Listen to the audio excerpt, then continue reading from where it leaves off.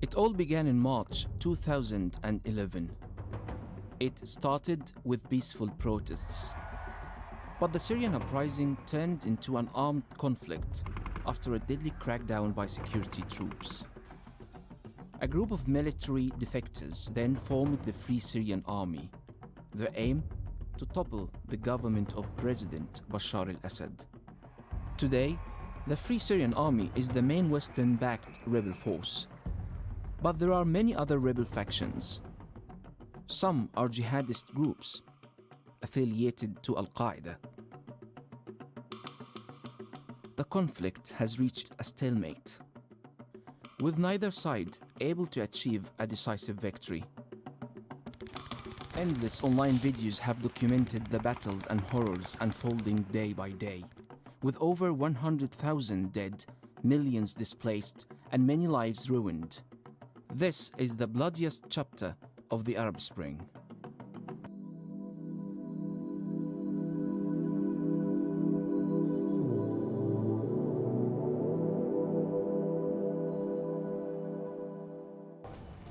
They are talking about drought when I was young. She said, I couldn't understand the civil war if I didn't understand what happened in the drought. This drought was the worst in Syria's modern history and happened in the 4 years just before the revolution. Over 1 million people were displaced. And this drought was part of a trend. According to a study by the US government's National Oceanic and Atmospheric Administration, over the last 40 years, climate change has caused the Mediterranean region to dry out, resulting in longer, more severe droughts. The places in red are getting the worst of it, and Syria is right at the epicenter.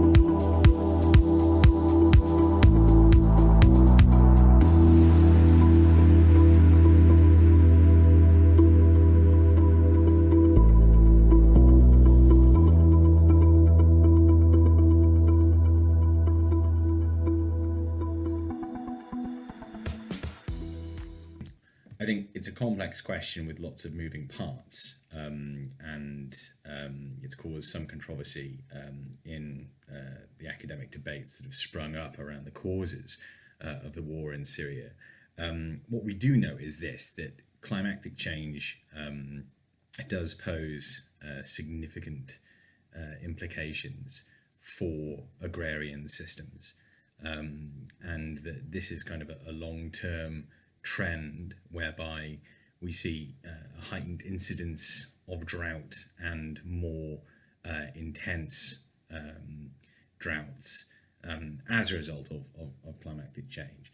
It makes sense that in response to this, a long-term livelihood strategy is to move either kind of in the short term, assuming that the drought kind of improves, or to make a permanent decision to then move elsewhere.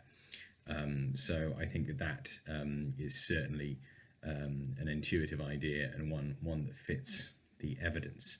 But I think that a lot of authorities rightly emphasize the importance of other variables as well. So one of the most important issues in the Syrian context is the massive cutback in agricultural subsidies from 2009 to farmers, which would also logically make agriculture a less preferable livelihood option, or indeed an unsustainable livelihood option for the poorest farmers, and would also potentially then be a cause of migration. So I think that it's the public policy issue combined with climatic conditions that has the responsibility for these movements.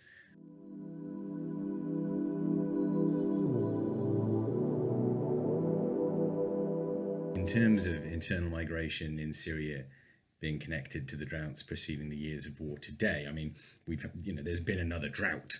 There was another drought in 2014, and this is combined with the devastation wrought by the conflict, particularly in the Aleppo region was one of the breadbaskets of Syria.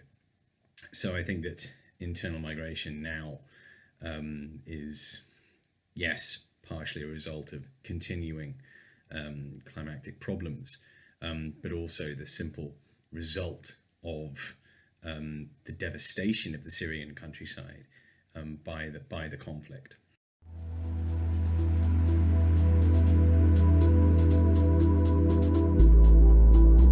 I think that climate and climatic change have been emphasized as important variables in the Syrian crisis, and in terms of the outbreak of the war, and in terms of migration. I think that there's been a lot of heat and not very much light from arguments surrounding the relative importance of climatic change as opposed to other variables in that context. I think that one thing we need to work harder at is trying to untangle the different relative importance of different variables, climatic change, public policy, but also the nature of the state involved, ethnic divisions, and so forth, and to do so in a kind of way that also assesses how those different variables interact. So I think that climatic change has been included explicitly in the analysis of the Syrian crisis. It's led to, in some cases, an unhelpful dynamic whereby certain people ignore it completely as a variable and emphasize other factors, largely as a response to people saying it's all about climate change. We need to move from that either-or position to a more nuanced perspective that emphasizes the importance of all of the key variables and, importantly, how they relate to each other in driving these issues of migration and conflict.